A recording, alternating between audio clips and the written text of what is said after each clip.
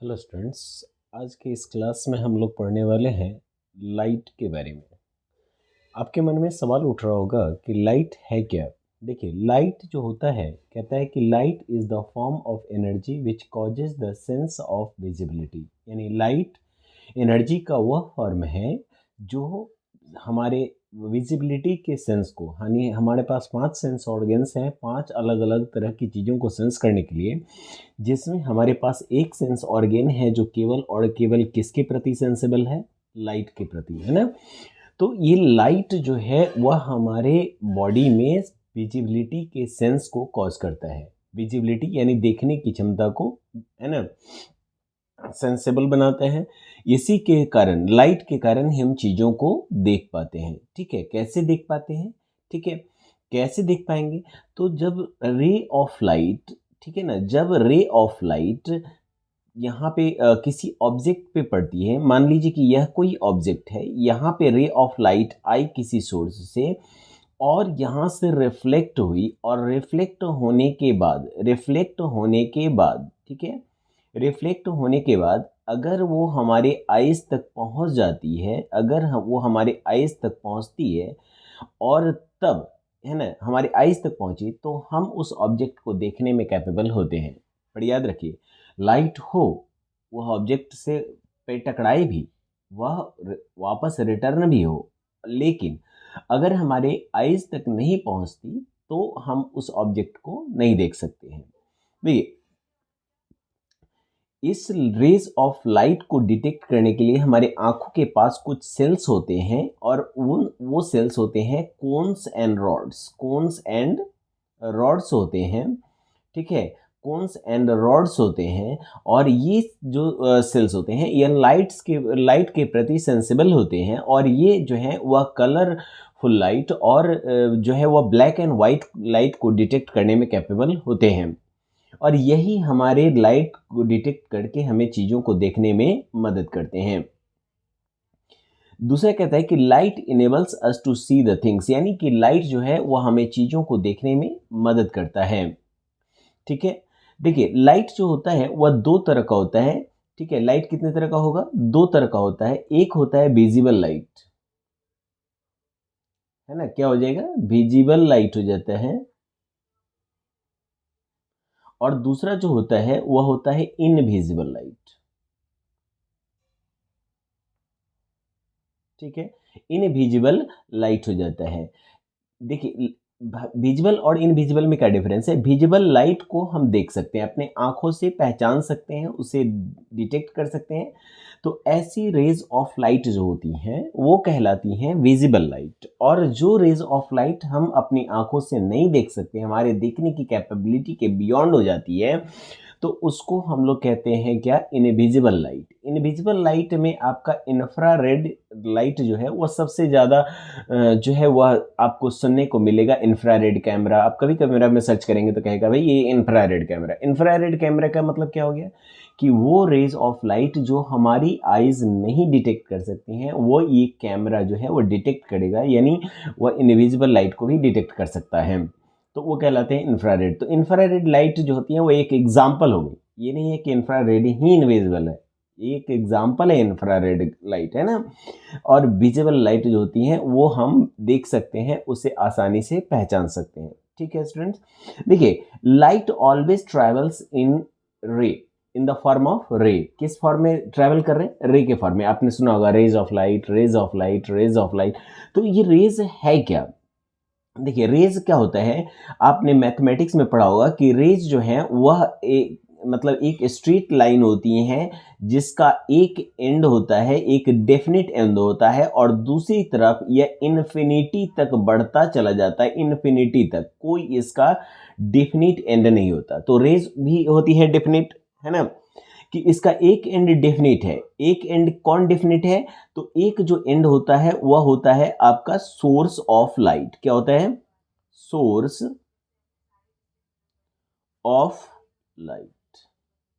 ठीक है, source of light तो डिफिनिट हो गया, यह एक पॉइंट हो गया जहां से यह रेज अराइज हो रही हैं, तो एक पॉइंट तो डेफिनेट हो गया। लेकिन दूसरे डायरेक्शन में अगर हम देखें तो रेज ऑफ लाइट इन्फिनिटी तक चलती हुई चली जाती हैं, वो लगातार चलती रहती हैं, लगातार बढ़ती हुई रहती हैं, क्योंकि वह एक डिफिनिट सोर्स से निकलकर एक डिफिनिट एंड से स्टार्ट होकर और वह दूसरे इनडिफिनिट एंड की तरफ मूव करती हैं, और इसीलिए लाइट को हम लोग क्या कहते हैं, रेज कहते हैं। ठीक है, रेज तो आप समझ गए होंगे कि इसे लाइट रेज कहने के पीछे रीजन क्या है।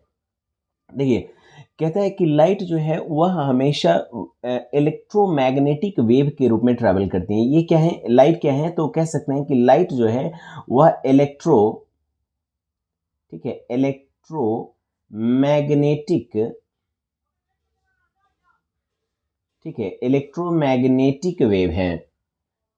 ठीक है ना, इलेक्ट्रोमैग्नेटिक वेव है, इलेक्ट्रोमैग्नेटिक वेव हैं, ये एक तरह की वेव होती हैं। आप हायर क्लासेस में जब जाएंगे, है ना, तो उस समय आपको इलेक्ट्रोमैग्नेटिक वेव के बारे में पढ़ाया जाएगा कि वेव क्या होती हैं। इनका अलग अलग वेवलेंथ होता है, और इन्हीं वेवलेंथ के अकॉर्डिंग हम लाइट को अलग अलग टाइप्स में डिफरेंशिएटेड करते हैं। इंफ्रारेड है, अल्ट्रा वायलेट रेज हैं, ठीक है, इंफ्रा रेड रेज होती हैं, अल्ट्रा वायलेट रेज होती हैं, वो इसी वेवलेंथ के अकॉर्डिंग होती हैं, विजिबल लाइट होती हैं।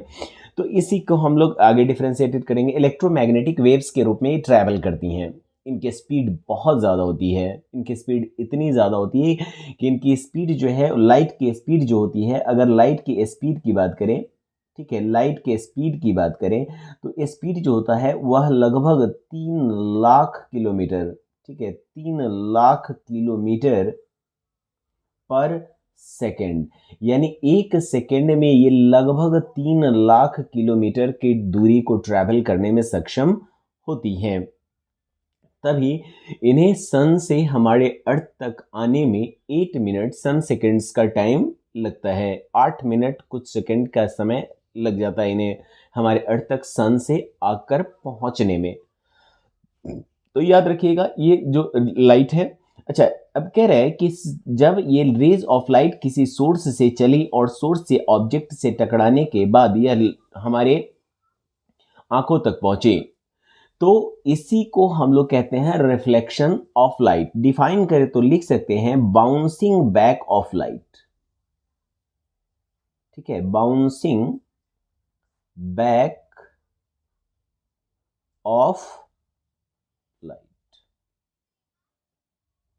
ठीक है, बाउंसिंग बैक ऑफ लाइट का मतलब हो गया कि यह लाइट जो है वह जिस मीडियम से आई, ठीक है ना, जिस मीडियम से आई, जैसे मान लो कि यहाँ एयर मीडियम है, तो एयर मीडियम से रे ऑफ लाइट आई, किसी ऑब्जेक्ट ओपैक ऑब्जेक्ट से टकरा गई, और ओपैक ऑब्जेक्ट से टकराने के बाद, ओपैक ऑब्जेक्ट का मतलब वैसा ऑब्जेक्ट होता है जिससे होकर लाइट पास नहीं कर सकती हैं। तो किसी ओपैक ऑब्जेक्ट से टकराई और इस मीडियम से आई थी और इसी मीडियम में वापस रिटर्न हो गई, तो इसी को हम लोग कहते हैं रिफ्लेक्शन ऑफ लाइट या बाउंसिंग बैक ऑफ लाइट। तो बाउंसिंग बैक ऑफ लाइट को ही हम लोग क्या पढ़ते हैं भाई, रिफ्लेक्शन। क्या पढ़ते हैं, रिफ्लेक्शन। ठीक है, रिफ्लेक्शन ऑफ लाइट पढ़ते हैं, रिफ्लेक्शन ऑफ लाइट पढ़ते हैं। ठीक है ना। अब देखिए, रिफ्लेक्शन जो होता है ये किस बात पर निर्भर करता है, तो रिफ्लेक्शन का जो टाइप होता है ये इस बात पर निर्भर करता है कि जिस सरफेस से वो टकराती हैं, किसी ऑब्जेक्ट के सरफेस से ही टकराएंगी लाइट, तो जिस ऑब्जेक्ट के सरफेस से टकराती हैं उस ऑब्जेक्ट का नेचर क्या है। ठीक है, इस आधार पर रिफ्लेक्शन ऑफ लाइट जो होता है, रिफ्लेक्शन जो होता है वह दो टाइप का हो जाता है। पहला होता है जिसे हम लोग कहते हैं रेगुलर रिफ्लेक्शन। क्या कहते हैं इसे, रेगुलर रिफ्लेक्शन। ठीक है, रेगुलर रिफ्लेक्शन को ही हम लोग पैरेलल रिफ्लेक्शन भी कहते हैं, पैरेलल रिफ्लेक्शन। ठीक है, पैरेलल रिफ्लेक्शन इसलिए कि यहां पे देखिए रेज ऑफ लाइट चलती हैं तो वह पैरेलल चलेंगी। कैसे चलेंगी, पैरेलल चलती हैं। पैरेलल का मतलब आपने पढ़ा होगा मैथमेटिक्स में कि जब दो लाइंस एक दूसरे के साथ चलती हैं और एक दूसरे के बराबर में चलती हैं, डेफिनिट डिस्टेंस पर चलती हैं और वो लगातार इन्फिनिटी तक जाएं और फिर भी डिस्टेंस सेम रहे, वह कभी बदले नहीं, वो रेज ऑफ लाइट कभी एक दूसरे से मिले नहीं, तो वो कहलाती है पैरेलल लाइंस। तो ये जो है वो पैरेलल रेज है। जब पैरेलल रेज जो है वह कहीं से आती हैं, किसी मीडियम, किसी सोर्स से आती हैं, ठीक है, और वह किसी मतलब सरफेस पर टकराती हैं, और वो सरफेस कैसा होना चाहिए? शाइनी, ओपैक और प्लेन सरफेस होना चाहिए। प्लेन, शाइनी और ओपैक सरफेस होना चाहिए, जैसा कि मिरर का होता है।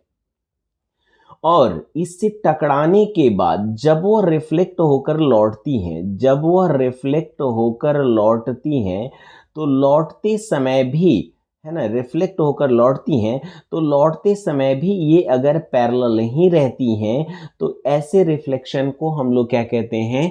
तो उसे हम लोग कहते हैं रेगुलर रिफ्लेक्शन, या उसे हम लोग कहते हैं पैरेलल रिफ्लेक्शन। तो रिफ्लेक्शन दो टाइप का है। पहला हो गया रेगुलर रिफ्लेक्शन, कि when parallel raise of light coming from a source remains parallel after reflection. Reflection के बाद भी वो पैरेलल रह जाती हैं, तो कहलाती हैं रेगुलर रिफ्लेक्शन। इसके बारे में हम लोग कुछ एक्टिविटी भी करके देखेंगे, ठीक है। नेक्स्ट वीडियो में हम आपको कुछ एक्टिविटी भी करके दिखाएंगे कि किस तरह का पैरेलल रिफ्लेक्शन होता है। अब अगले हम लोग देखेंगे कि यहाँ पे आप समझेंगे पैरेलल रिफ्लेक्शन के बाद इसको आप दूसरा जो टाइप है उसको आप देखेंगे। दूसरा जो टाइप होता है वह कहलाता है डिफ्यूज्ड रिफ्लेक्शन। दूसरा टाइप क्या हो जाएगा? Diffused reflection. दूसरा जो टाइप होगा वह होगा डिफ्यूज्ड।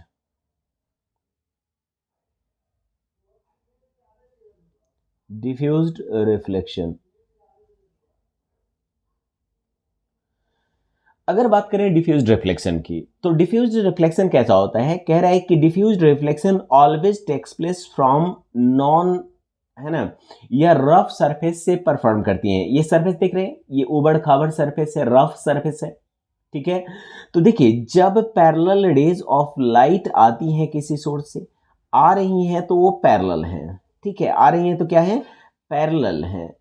आते समय वो क्या रहेगी? पैरेलल रहेगी। और जब पैरेलल रेज ऑफ लाइट किसी ऑब्जेक्ट से टकराएं, किसी ऑब्जेक्ट के सरफेस से टकराएं, और टकराने के बाद, ठीक है, टकराने के बाद वह पैरेलल नहीं रह पाती हैं, ठीक है, पैरेलल नहीं रह पाती हैं। तो ऐसे रिफ्लेक्शन देखिए, एक आ रहा है इस इधर से इस डायरेक्शन में चला जाता है, एक रे ऑफ लाइट इस डायरेक्शन में, एक रे ऑफ लाइट इस डायरेक्शन में, और सभी मतलब कुछ एक दूसरे से टकराती हैं, तो कुछ ऐसी जगह चली जाती हैं जो एक दूसरे से हमेशा डिफरेंट डायरेक्शन में जा रही हैं। तो जब टकराने के बाद वो अलग अलग